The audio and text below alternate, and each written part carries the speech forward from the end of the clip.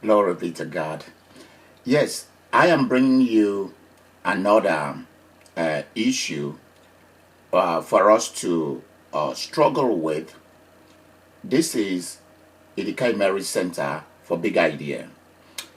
As you rightly know, our center exists to look at different issues in human history, and especially things that will um, actually translate, declare, produce, and reproduce the greatness of God in your personal life and in my life. In today's show, I bring you a topic that is called Mitt Romney, an American icon. Mitt Romney, an American icon. I have been thinking and reading a lot about the Mitt Romney's family. One of the greatest things that I'm doing in life is reading the biographies of great people. Mitt Romney is one of my icon in terms of his personal life and aggressiveness in his pursuit. I love very, very much. Our center exists not to, let me put it this way, we exist primarily to look at the side of humanity that greatness exists in. That's what we are after. We are not after any human's weakness. Those paradigms is for the news media to do. And even if God help us and we have our own television studio primarily for declaring news out there in the world, we will also I will make sure that it is they write it on the stone of such an enterprise that our aim is to look at the side of humanity that is bright, that is strength, that is power, that is achievement, that is success. The reason is this: as I look at the language and the nature of God and the mind of God, I discover that I'm not dealing with a small mind. I'm dealing with a massive mind. The mind of God is massive. If you look at the achievement of God, it will blow your mind. It is beyond this world. It is world class kind of mind. And that is the kind of mindset that I've also found in the life of Mitt Romney. Forget about his weakness. Let's go straight and let's talk about him as an American icon in today's show. And in that grace, let's listen to a little bit of music, which will keep interrupting this show from time to time from somewhere out there. Let's go for it.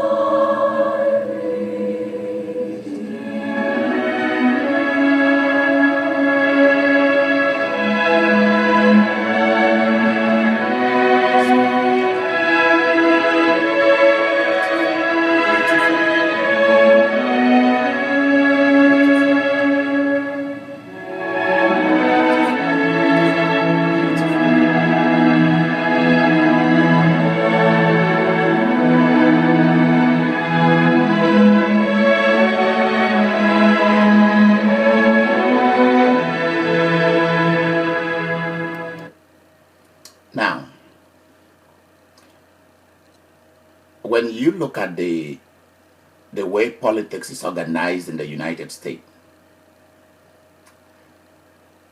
and if you go back to the origins of the founding fathers, if you go back as far back as possible to the writing of the various creeds that constituted this massive mind, this spirit, this geographical location, and an icon called the United States of America, you realize that each group of people who came in here came in for different reasons. And when you look at the different reasons, whether it be the Irish coming in because of hunger, or whether it be the Pilgrims and the Puritans seeking religio-political freedom, whether it be the Jews escaping from the different pogroms and different problems in Europe, or whether it has to do with the Africans coming in by ship or through some misunderstood analysis of the human person. When you look at it all, and you also look at the struggles of the native who were here against those who came in as time goes on, you realize one thing. In the psyche of the human is one strong thing that connects us all, and that is freedom. Freedom. The ability to live, to stay, and to die free. And not to be restricted by anything, not to be restricted by anybody. But for those of us who come from the parameter or from the tree of faith, we also like to add the issue of religion into everything that is going on. Well, religion has been a big part of Mitt Romney's life. It has been a big part of his life. And when you look at the different epochs, if you look at the different paradigms in the life of Mitt Romney, you will see that he is a man who goes along with people. So in some areas, philosophical ideas changes in his life as he struggles to be within a particular framework in order to shape that framework. From what I understand about him, I believe that he has also gone through the kind of struggles that each of us as philosophical beings have gone through, whether the philosophy of religion or whether the philosophy of anything, just name it. It is this. I strongly believe that you can never change. You can never change a group, an organization. You can never change a nation. You can never make no impact if you impose your own ideology, if you impose your self-righteous, domineering, unnecessary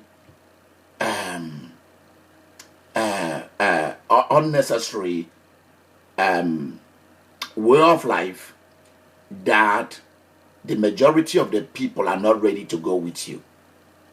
So it is always good that you test, you access every environment in which you are, and then you know how to enter into that environment in order to conquer that environment and in order to influence the environment. So in that process, you might have your own core belief. Like a true Mormon, he has a core belief. Mormons believe in the absolutist of the human life. The human life is sacred.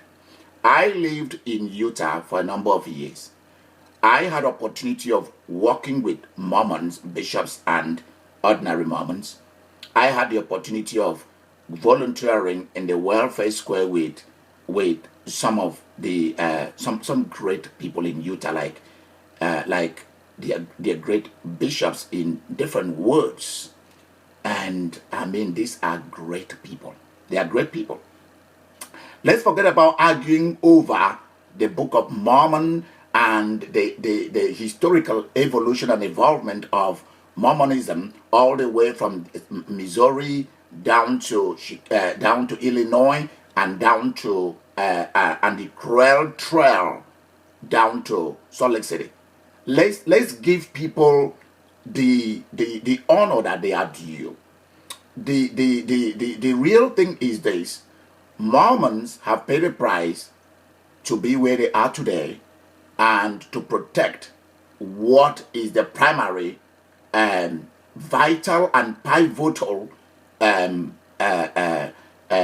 doctrinal beliefs that has actually sustained them as a group, as an organization.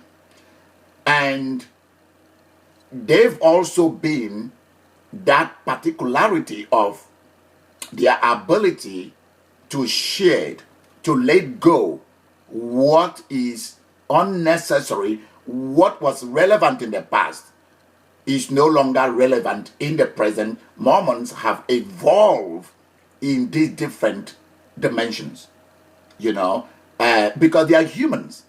And the sacred works also through the human minds.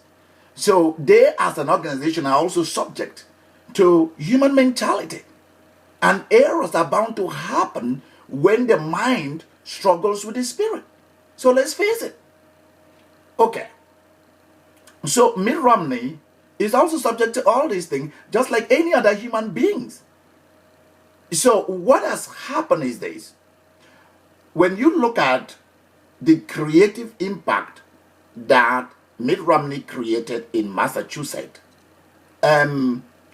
it will give you great joy to appreciate his ability to struggle through his core beliefs and what he can shade and what he can use to enter into an environment in order to make an impact.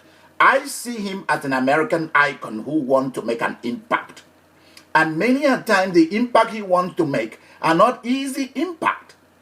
He has to struggle through the divergent ideologies, religious, economic, political, and so on, that exist and that controls the atmosphere. And for him to be able to wangle through, to struggle through all this, and was a governor, and then be able to put in place things that actually help the people of Massachusetts is an enormous something. It's something that we have to give him credit for. Another thing that we have to give him credit for is when we look at his business life. I believe in aggressive business pursuit. I don't believe in weak and cheap human beings. I don't believe in welfare either. Neither do any of the icons that I respect or honor believe in it. I don't believe in those kind of mentality because it will take us nowhere. My ancestors they are not welfare package people. They are also not people who believe in working for other people. They've always believed in working for themselves. I come from a family of business class where we've always worked for ourselves. We've always been productive and creative. So Mitt Romney has been a businessman that is, in my opinion, the aggressive type, and I like it. I personally believe for him to have been able to build within the Romney's family. His father was a governor, And for him to have built upon that and continue in the system is something valuable for us to look at. It's something valuable for us to look at his character in that perspective. So for him to have been able to work with people of different beliefs and different ideologies in the business arena and be able to be successful is something that we shouldn't kill him for. Is something that is relevant. I know that for politicians, looking at the weakness, looking at things that has happened that are questionable becomes a political score point, become news. For me, those things doesn't make no sense. It does not. I believe very strongly that Mitt Romney loved his country. I believe very strongly about that. Yeah, I do. Because there is nobody who is an aggressive businessman like that who is not doing it in order to give back to society. And he has done exactly that. Now, it is left for the American people to give him a voice. Because Mitt Romney, there is the other side of him that is a kind spirit. And that is what interests me about him. I'm not talking about the charity to his church. I'm talking about the side of him that is Mitt Romney. The side of him that want to go along with people. The side of him that is tolerant of people. If you ask me of my opinion, I would want him to speak more about his religion, about the vital truths that his religion encapsulates. If you ask me more, I would want him to brag more about his achievements in Massachusetts as a governor. I would want him to brag more about his achievement as the coordinator of the Winter Olympic. If you ask me more, I would want him to brag more about his family. Because it is within these little nuggets. They are not little. They are great nuggets that you find who the man is. And the center of the whole thing is he loves to go along with people. You have to give his spirit voice so that the greatness in him will come out. Just as it happened in Massachusetts.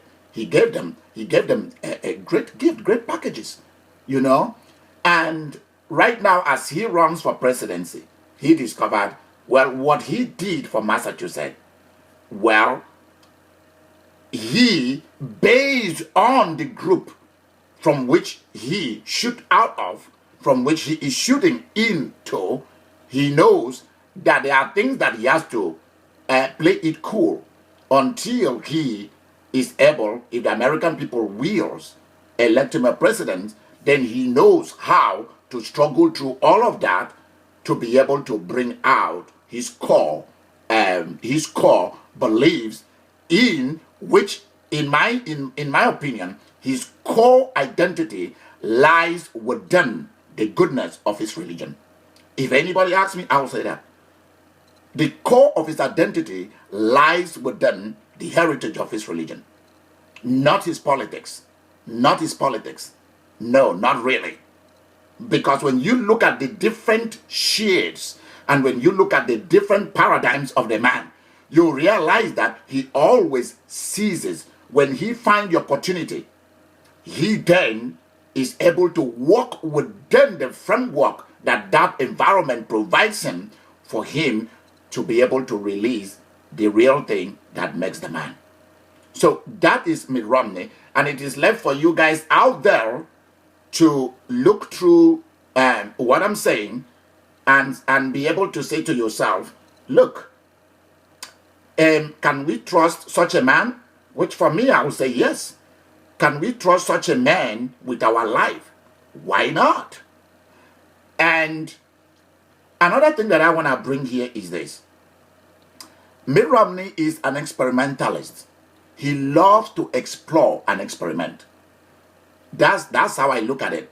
I do not believe that Mitt Romney will leave people dying in hospitals or on the streets of America because he wants all the money in the world through business. I don't believe so.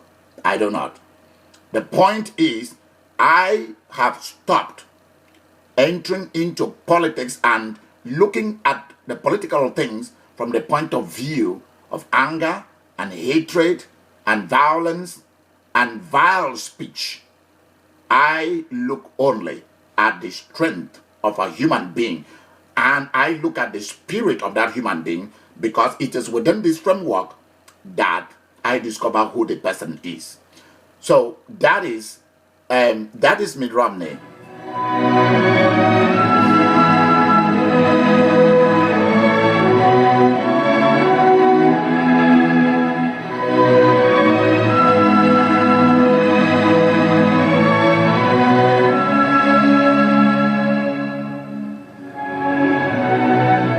Praise God.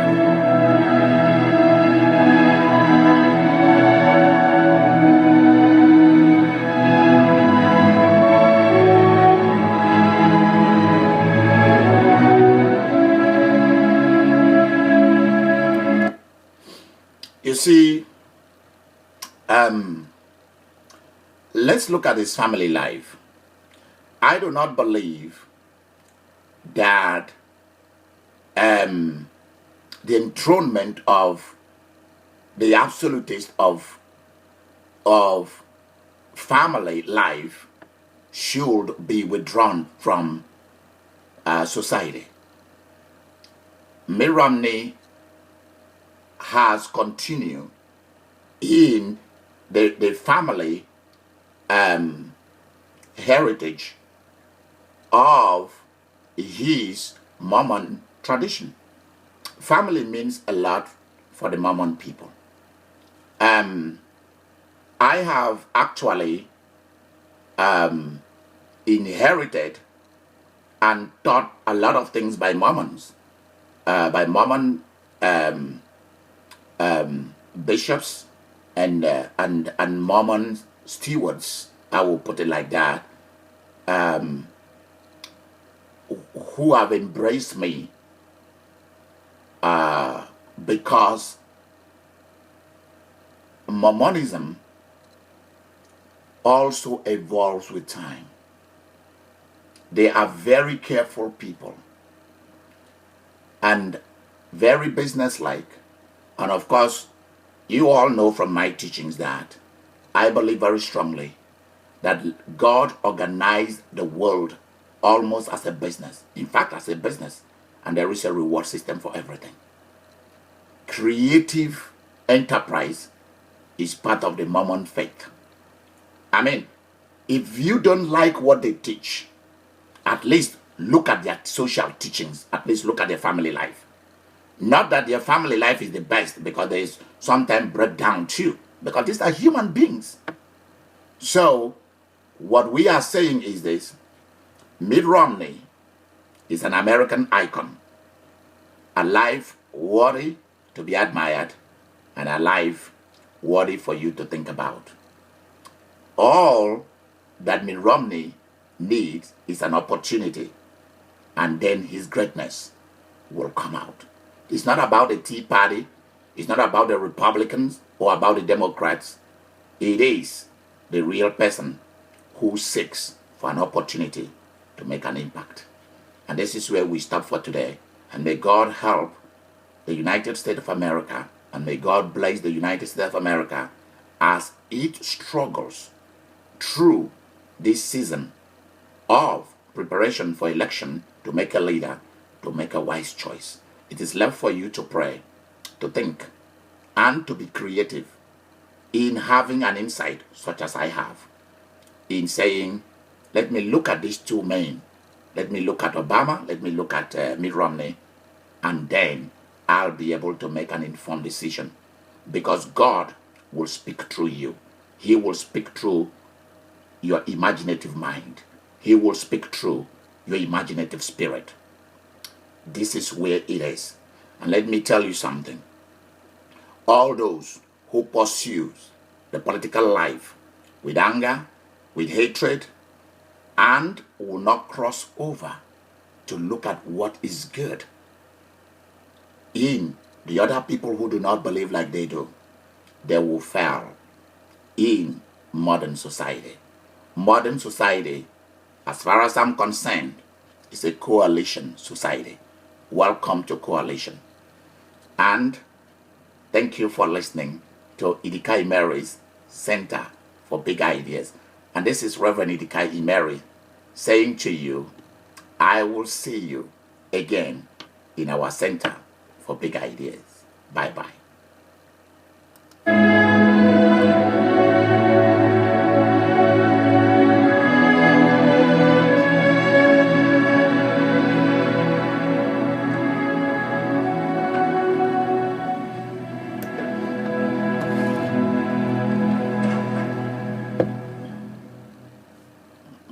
Where is Here I reign.